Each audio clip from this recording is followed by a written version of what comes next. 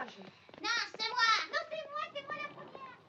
Marianne, chérie, écoute-moi ça. Vous n'avez pas battu Balboa et il n'est pas besoin d'être un boxeur pour voir que le match était bidon. C'est envoyé par un Anglais.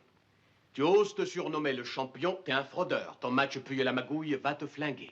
Mais joue avec les petits au lieu de lire toutes ces mesquineries. Combien as-tu touché de dollars pour balader ce tocard sur 15 rounds? Tu n'es plus notre frère. Mais ignore Sirago, enfin. Tu es sérieuse?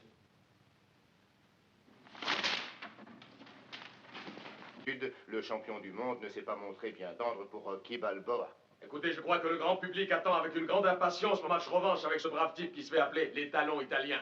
Mais j'ai bel et bien l'impression que l'étalon tourne les talons. Quel est son vrai nom? Juste Apollo. Comment t'appelles-tu? Ce débile, il ne veut pas m'affronter, il a peur. Vous le savez aussi bien que moi. Voyez-vous, l'affaire est plus complexe que ça.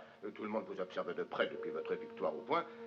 Beaucoup de journalistes sportifs, moi y compris, estiment que c'était un match nul. C'est votre opinion et c'est votre droit de penser ça. Mais moi, je suis prêt à proposer une revanche pour prouver que cet incroyable vénard, parce que c'est bien d'un coup de veine qu'il s'agit, n'aura pas la force de tenir plus de 5 minutes sur le ring devant un super athlète comme moi. Ce type se débine, ce type se cache, ce type n'ose pas m'affronter. Alors je te le dis ici, Rocky Balboa, si c'est bien ton nom.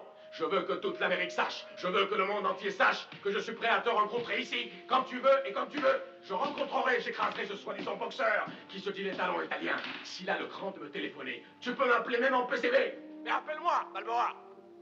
Très belle revanche en perspective, le style contre le punch. Et je ne crois pas m'avancer en disant que nous avons hâte de les voir sur le ring, mais il reste un petit problème. Où est donc Rocky Balboa? Apollo, est-ce que le lieu de la rencontre est déjà choisi? Moi, ce combat aura lieu au Spectrum de Philadelphie, parce que je veux que sa ville natale me voie l'écraser.